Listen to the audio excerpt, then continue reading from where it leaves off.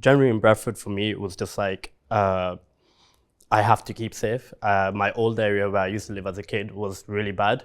There was a lot of knife crime. There was a lot of crime in general that was from county lines to murder itself, and it could be others.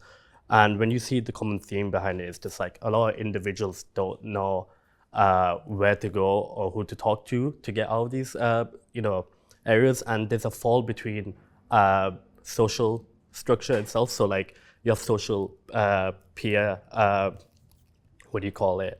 When individuals are actually peer pressured. So peer pressure is a huge thing in my local community. Then, and as well as that, we have individuals that are forced into these kind of things because they have no other choice. So like the cost of living crisis. My specific area in Bristol is kind of the young people around me. It affects like where they go. It affects like where they go and what areas they go into, because maybe if they enter like a certain postcode or a certain area, and they're not from there, then that could start problems. I've seen this myself, is that young kids feel like there's always a shortcut to something when they get into crime.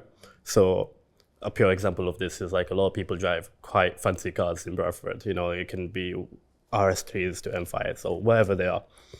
Kids feel like when they see these individuals that are into crime, they feel like that's the best way to earn money, right? So they begin buying materialistic things. They fall like the concept of materialism itself. They have to chase it because they feel like they have to be accepted from others.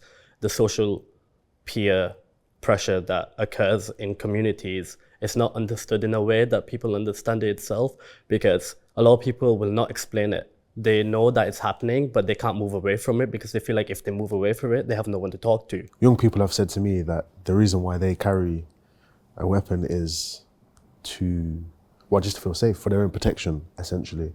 And then also other young people that are kind of wider than just weapons, but kind of involved in like youth violence, etc.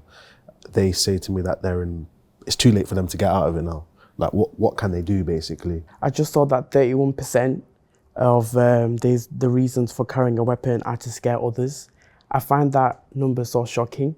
It's just thinking, that person you're scaring, what if that's your sister? What if genuinely that person has got to go home, they go home and then now they're just feeling afraid? I just think that number just needs to change.